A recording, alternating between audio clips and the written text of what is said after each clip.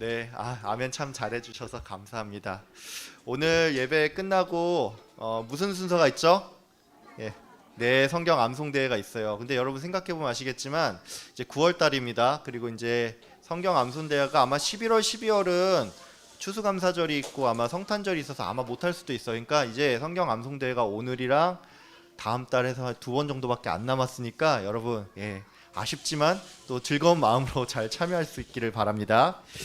오늘은 세상의 중심에서 예수를 외치다라는 제목으로 함께 말씀을 나누도록 하겠습니다. 오늘 본문은 이 빌립보 가이사랴라고 하는 그 도시로 가는 길을 배경으로 하고 있습니다. 이 빌립보 가이사랴는 이제 가이사랴 빌립보라고도 불리는데 이 도시의 이름은 그 로마 황제를 지칭하는 가이사와 또 그 지역의 왕인 헤롯 빌립의 그 빌립의 이름을 따서 만든 도시입니다. 여러분도 아시겠지만 그 예수님이 살던 당시의 이스라엘은 로마의 지배를 받는, 쉽게 말해서 그 로마의 속국이었습니다. 그러니까 이 가이사랴 빌립보라는 도시는 황제의 이름과 또 그 지역의 왕의 이름이 같이 있었다는 것이죠. 그러니까 이 말은 바꿔 말해서 이 도시가 로마뿐만이 아니라 이스라엘 입장에서도 굉장히 중요한 의미를 가지고 있는 크고 번성한 도시였다는 것입니다. 이 가이사랴 빌립보는 요단강 북부에 위치한 도시인데 이 도시의 옛날 이름은 바알 갓이었습니다. 여러분 아마도 이 이름을 들었을 때 눈치를 챘을 수도 있는데 이 도시는 이제 예전부터 바알을 섬기던 도시였습니다. 또한 가이사랴 빌립보에는 판신전이라는 것이 있었는데 이 신전은 헬라의 그 자연신인 판신을 모시는 곳이었습니다. 그러니까 이 가이사랴 빌립보는 쉽게 말해서 우상을 모시는 도시로서 예전부터 유명했다는 것입니다. 이처럼 예수님께서는 이 번화하고 또 우상이 넘치는 도시에 딱 들어가기 전에 제자들에게 자신이 누구라고 생각하는지를 물어봤다는 것입니다. 오늘 본문에 이 예수님과 제자들 간의 그 대화 내용들은 오늘 우리 성도들이 또한 주목해야 할 내용이라고 할 수 있습니다. 이건 왜 그런 걸까요? 이것은 베드로의 신앙 고백이 또한 우리의 신앙 고백이 되기 때문입니다.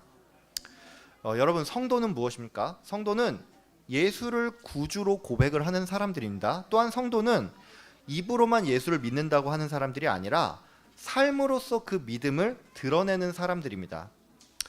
여러분 제가 얼마 전에 그 유튜브에서 이제 어떤 사람이 성도는 성경책을 보지만 세상 사람들은 성도를 본다 이런 말을 하는 것을 제가 본 적이 있습니다.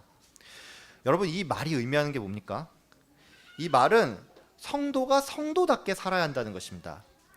그렇기 때문에 오늘 우리는 이 본문을 통해서 우리의 그 신앙 고백의 특징이 무엇인지 또 그리고 그 고백의 내용에 대해서 한번 알아보고 성도로서 우리가 어떻게 살아야 하는지를 한번 알아보도록 하겠습니다. 첫 번째로 우리는 이 신앙 고백이 이 개인적이라는 사실을 좀 주목했으면 합니다. 여러분 신앙 고백이 개인적이라는 것은 뭘 의미하는 걸까요? 이 말은 내가 예수님을 인격적으로 만나야 한다는 것입니다. 오늘 본문에 보면 이제 예수님께서 제자들을 향해서 너희는 나를 누구라고 생각하느냐 이렇게 물어보는 장면이 나옵니다. 여러분 예수님의 이 말이 뭘 의미한다고 생각을 하십니까? 이것은 다른 사람의 의견이 아니라 너희가 날 어떻게 생각하는지가 중요하다는 말입니다. 여러분들 중에는 이제 어떤 분들은 이 화성교회를 뭐 20년 넘게 다닌 분도 계실 것이고 또 어떤 분들은 교회 안에서 지금의 배우자를 만난 분도 계실 겁니다. 이처럼 우리가 이 교회 공동체 안에 있다는 것은 뭐 신앙의 그 계승을 위해서도 상당히 좋은 일이라고 할 수 있습니다. 하지만 이것보다도 더 중요한 게 있다면 그것은 바로 내가 예수님을 인격적으로 만났냐 아니면 만나지 못했냐 바로 이것이라고 할 수 있습니다. 여러분 주변에 어떤 사람이 뭐 어떤 간증거리가 있고 또 어떤 신앙 체험이 있는지는 사실 전혀 중요하지 않습니다. 설령 그게 내 가족이라고 해도 마찬가지입니다. 너무나 당연한 얘기인데 내 배우자의 믿음이 나를 구원하지 못하고 내 부모님이 장로고 권사인 것이 나의 구원을 전혀 보장하지 않습니다. 그러니까 우리는 개인적으로 모두 예수님을 만나는 그 사건이 있어야 한다는 것입니다. 여러분 근데 제가 이렇게 말을 하니까 약간 오해할 분이 계실까 봐 말씀을 드리는데 여러분 저의 이 말은 우리가 어떤 꼭 극적인 체험을 해야 된다는 그런 말이 아닙니다. 이 과거에 어떤 교단은 뭐 성도가 방언을 해야지만 이게 성령을 받은 증거라고 뭐 그렇게 말하기도 했는데, 여러분 그런 거 아닙니다. 예. 사람마다 예수님을 만난 그 경험은 다 다르지만 중요한 게 있다면 내가 예수님을 만났다는 그 사실을 나는 안다는 것입니다. 그러니까 여러분도 자기 자신을 한번 돌아보시길 바랍니다. 내가 정말로 예수님을 인격적으로 만났는지, 아니면 이 다른 사람들 뒤에 숨어가지고 그냥 관성에 따라 종교 생활을 하고 있지는 않은지 스스로 점검하길 바랍니다. 두 번째로 우리가 예수님을 구주로 고백을 하는 것이 이게 나의 능동적인 행위가 아니라 바로 하나님의 은혜라는 사실을 기억을 했으면 합니다. 예수님께서는 베드로의 신앙 고백을 보면서 이것이 하나님으로부터 왔음을 설명했습니다. 즉 이 말은 우리의 믿음이 내게서 비롯된 것이 아니라 하나님으로부터 말미암았다는 것입니다. 그래서 우리가 예수를 믿는다는 것은 정확히 말하면 믿겨진다는 것입니다. 제가 이와 관련해서 저의 청년 시절 이야기를 하나 드리도록 하겠습니다. 제가 청년 시절에, 그러니까 한 24살, 25살 이럴 때 이 감리교 교회를 출석을 한 적이 있거든요. 근데 그때 한 여자분께서 본인이 교회를 50년을 넘게 다녔는데 자기는 여전히 성경 말씀이 믿겨지지 않는다는 말을 제게 하는 것이었습니다. 여러분은 이 얘기를 들으면서 어떤 생각이 드십니까? 아니 그래도 이 교회를 50년을 넘게 다녔는데 어떻게 그걸 못 믿어? 뭐 이렇게 생각을 할 수가 있겠죠. 근데 여러분, 이거는 신기한 게 아니라 이미 성경에 나와 있는 얘기입니다. 예수님께서는 교회 안에 알곡과 가라지가 있다고 말씀을 하셨습니다. 게다가 여러분 한번 생각을 해보세요. 우리가 이 교회 공동체 안에 있어서 그렇지 이 세상에는 예수를 믿지 않는 사람들이 훨씬 더 많습니다. 그러니까 이 말은 여러분이 절대 다수가 아니고, 그래서 다수의 눈으로 볼 때 우리는 무슨 동화 같은 이상한 이야기를 믿는 이상한 사람들이란 것입니다. 여러분 당장 멀리 갈 것 없이 자신 한번 돌아보세요. 여러분 중에 내가 죽은 자를 일으켜 세워봤다 이런 경험 있는 분 계십니까? 예? 아무도 없죠. 예? 그러면 죽은 자를 살리는 건 너무 좀 난이도가 높아 보이니까 조금 난이도를 낮춰서 내가 무리를 걸어봤다. 예, 이런 경험 있는 분 계십니까? 예전에 어떤 분이 조금 우스갯소리로 이 한 발이 빠지기 전에 빠르게 다른 발을 움직이면 이 무리를 걸을 수 있다는 뭐 그런 말을 하시기도 했는데, 예, 말도 안 되는 얘기죠. 예. 여기 계신 분들 중에 그 누구도 물 위를 걸어본 분은 없을 겁니다. 그러면 여러분은 왜 여러분이 한 번도 경험해 본 적 없는 그 일들이 성경에 그렇게도 많이 기록이 돼 있는데 여러분은 왜 성경 말씀을 곧이곧대로 믿고 받아들입니까? 여러분 혹시 뭐 밤마다 스스로 최면을 걸면서 성경은 사실이야 뭐 이러는 분이 계십니까? 그런 분 아무도 없죠. 여러분 이걸 보면 알 수가 있지만 여러분이 예수님을 믿고 성경 말씀을 사실로 받아들이는 것은 이게 여러분의 이성과 경험에 근거한 것이 아니라 이게 그냥 말 그대로 믿겨진다는 것입니다.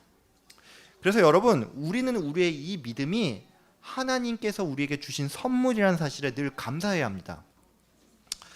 여러분 혹시 여러분 중에 지금 이 예배의 자리에는 있지만 예수님을 아직 뭐 인격적으로 만나지 못한 분이 계십니까? 아니면 말씀이 믿겨지지 않는 분이 계십니까?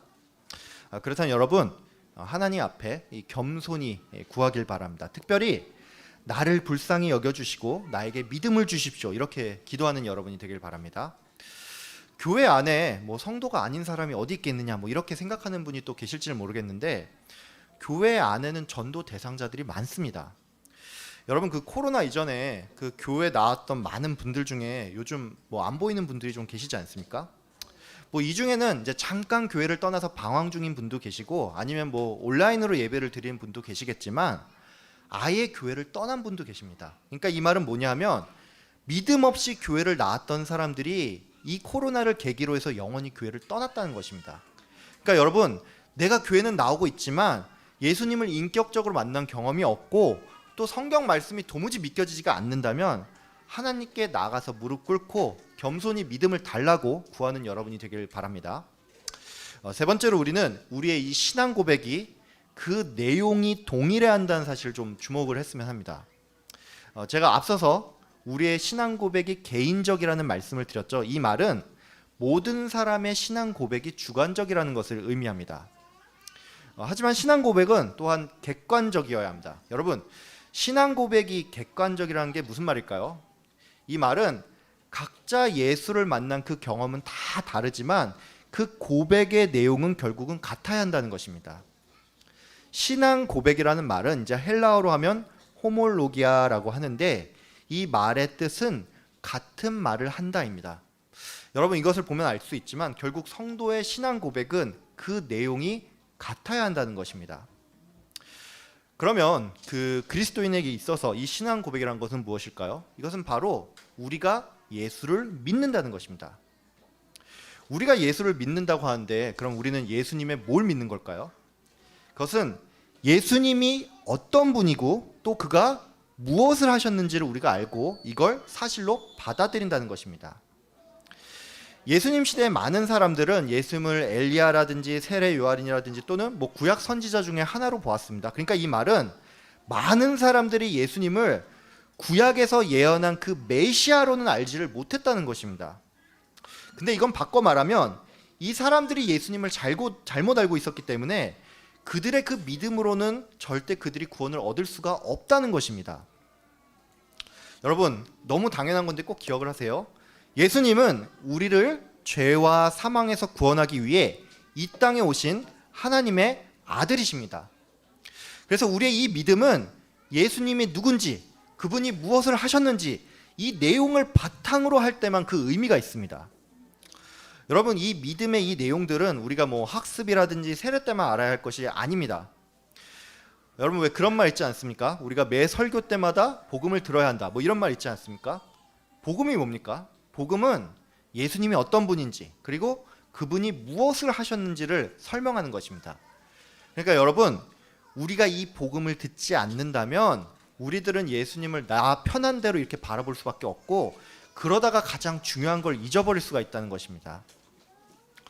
여러분, 만약에 우리가 이 중요한 것을 잊어버리고 이런 상태로 신앙생활을 계속하면 우리는 우리의 구원을 자신할 수가 없습니다. 여러분, 제가 여러분을 겁주려고 이걸 과장하는 게 아닙니다. 제 말을 혹시 못 믿겠다면 혹시 주변에 천주교인이 있다면 물어보십시오. 천주교인들 중에 상당수는 자신의 구원을 확신하지 못합니다. 그리고 이분들은 공통적으로 자기가 왜 예수를 믿는지, 또 예수님이 정확히 어떤 분인지를 설명하지 못합니다.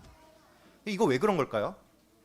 이것은 바로 천주교인들이 말씀을 듣지 않고 매주 미사를 드리기 때문입니다. 즉, 이 말은 천주교인들 대다수가 매주 복음을 듣지 못한다는 것입니다. 여러분은 이게 천주교만의 문제라고 생각을 하십니까? 당장의 그 유럽의 많은 교회들이 강단에서 복음을 선포를 하지 않고 적당히 윤리적인 내용을 설교라고 하고 있습니다. 근데 그렇게 윤리적인 설교마저도 굉장히 다원주의적이라는 것이죠. 한국 교회라고 해서 이런 일이 생기지 말라는 법이 없습니다. 그러니까 여러분은 자신의 그 믿음의 내용이 무엇인지 이것을 꼭 기억을 하고 또 복음 듣는 일에 항상 힘쓰는 여러분이 되시기를 바랍니다. 마지막으로 우리는 우리의 신앙 고백이 한 번의 고백으로 끝나는 게 아니라 항상 지속되는 것임을 꼭 기억했으면 합니다. 오늘 본문에 보면 베드로가 예수님께 칭찬을 들었다가 이 곧장 혼이 나는 장면이 나오지 않습니까? 왜 베드로는 예수님께 혼이 났을까요? 어떤 분들은 이제 이 본문을 보면서 베드로가 예수님을 붙잡고 항변한 것이 이 헬라어 원어의 의미에 따르면 베드로가 예수님을 거칠게 붙잡고 예수님을 꾸짖었다는 의미이기 때문에 베드로가 굉장히 무례한 행동을 해서 예수님께 혼이 났다, 이렇게 설명을 하기도 합니다. 충분히 일리가 있는 말이죠.